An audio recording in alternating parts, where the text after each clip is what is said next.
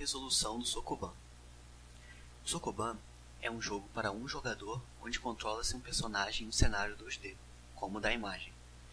O objetivo é usar o personagem para empurrar todas as caixas do cenário para posições específicas. Neste exemplo, as posições estão demarcadas com pontos vermelhos. A proposta deste trabalho é resolver o Sokoban de forma algorítmica, ou seja, desenvolver um algoritmo que, dada uma entrada inicial do jogo, gere uma sequência de passos do personagem que resulte em uma solução. No entanto, não é trivial desenvolver o algoritmo que jogue Sokoban. Em 95, foi provado que o problema de decisão da existência de uma solução para alguma instância arbitrária do jogo é NP completo, e 2 anos depois, que é P-space completo.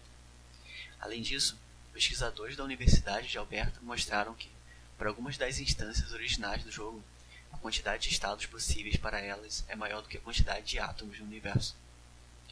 Vale notar também que uma considerável quantidade desses estados são estados de deadlock. Esses estados são estados nos quais o personagem não consegue chegar a uma solução. Por exemplo, ao empurrar uma caixa para um canto da parede, não se consegue mais tirá-la de lá. Os esforços que obtiveram maior sucesso até hoje modelam o Sokoban como um problema de busca em espaço de estados, onde deseja-se, a partir de um estado inicial, encontrar um caminho até um ou mais estados finais. Para tal, modela-se a instância do jogo como um grafo de estados. Existem algumas formas de se fazer isso, mas aqui veremos a seguinte. Os vértices do grafo correspondem às configurações ou estados possíveis do jogo, isto é, a cada combinação de posições de caixa e personagem possível. Suas arestas definem quais estados são alcançáveis a partir de quais.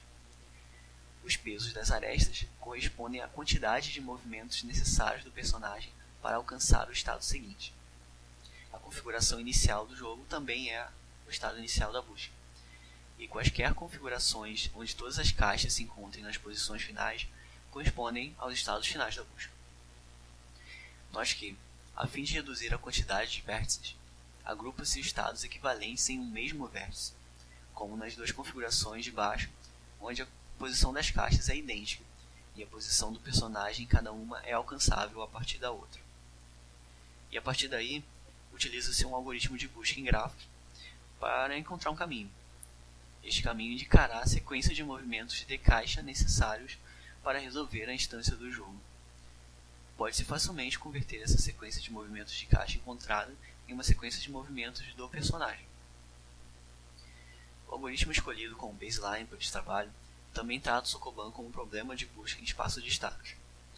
Querendo diminuir o número de estados possíveis, o autor sugeriu resolver o jogo de forma inversa, ou seja, ao invés de empurrar caixas até seu destino, puxá-las desde seu destino até sua posição inicial. Dessa forma, elimina-se grande parte dos deadlocks mais simples. E a única diferença da abordagem inversa para a normal é que as arestas no grafo de estados são invertidas. Resumindo o algoritmo, inverte-se as arestas do grafo de estados e aplica-se uma busca em largura simples, iniciando de um estado final até encontrar um estado inicial. Pela quantidade possivelmente gigantesca de vértices, o grafo é criado e armazenado em memória somente sob demanda.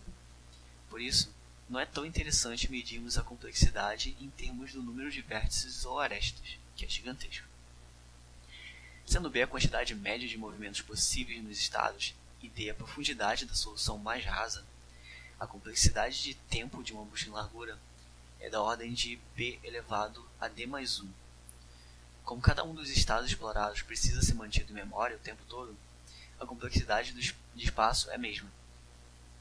No pior caso, cada uma das caixas pode ser movimentada em até 4 direções diferentes. E tem-se então que B é igual a 4n, resultando em uma complexidade de O de n elevado a d mais 1. O algoritmo proposto nesse trabalho realiza, ao invés de uma busca do estado final até o inicial, realiza 2 buscas, uma partindo do estado inicial e outra partindo do estado final. Essa é a chamada busca bidirecional, e ela termina quando as 2 buscas se encontram no meio do caminho. Outra diferença é o uso do A estrela ao invés da busca em largura. Uma das características da estrela é que, para decidir o próximo estado a ser explorado, o algoritmo precisa obter um valor heurístico para cada um dos estados que ele está considerando. Efetivamente, precisa estimar a distância de cada um deles até qualquer estado final. E quanto mais precisa essa estimativa for, mais rápida é a execução da busca. Em nosso contexto, esse valor estima a quantidade de passos do personagem que ainda são necessários para se resolver o jogo. O ponto é que precisamos de uma forma de fazer essa estimativa, e neste trabalho são propostas duas, uma heurística menos precisa e outra mais precisa, porém também mais cara computacionalmente. A primeira heurística utiliza um algoritmo de emparelhamento mínimo em grafos bipartidos para encontrar a menor combinação de distâncias entre caixas e objetivos, cujo custo é da ordem de n ao cubo.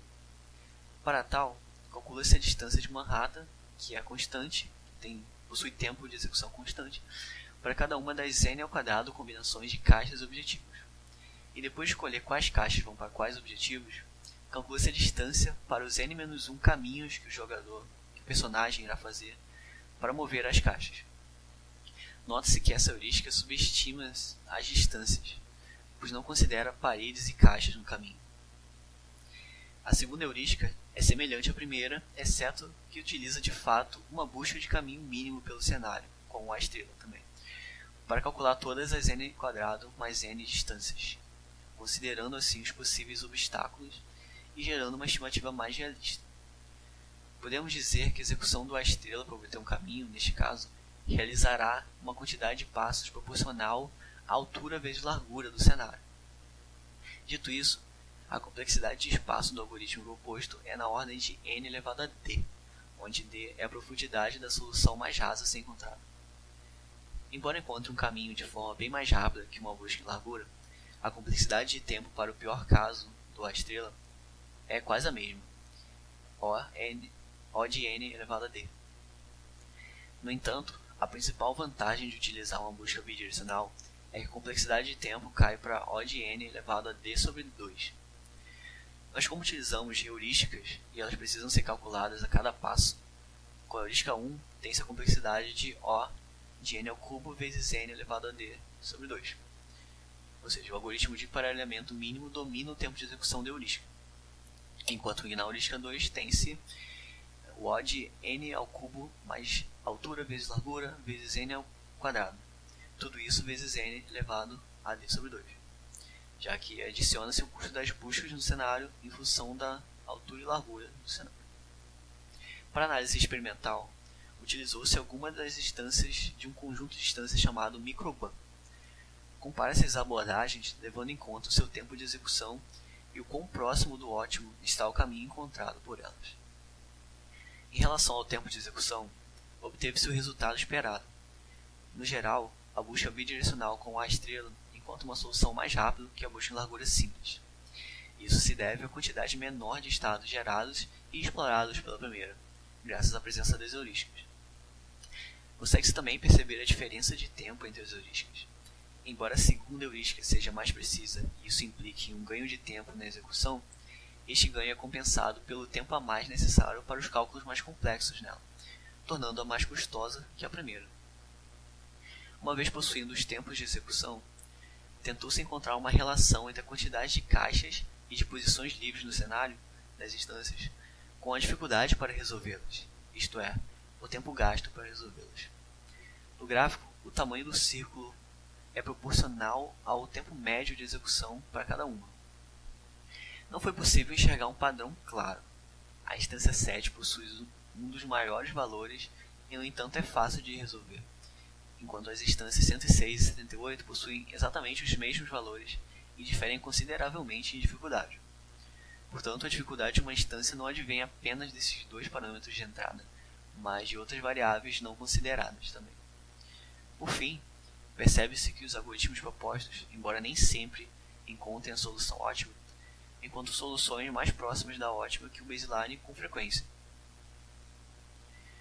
O Sokoban é difícil de se resolver algoritmicamente. Foi apresentado um algoritmo existente na literatura para resolvê-lo e uma proposta de evolução para ele. Vimos que o algoritmo proposto obteve resultados consideravelmente melhores que o seu antecessor.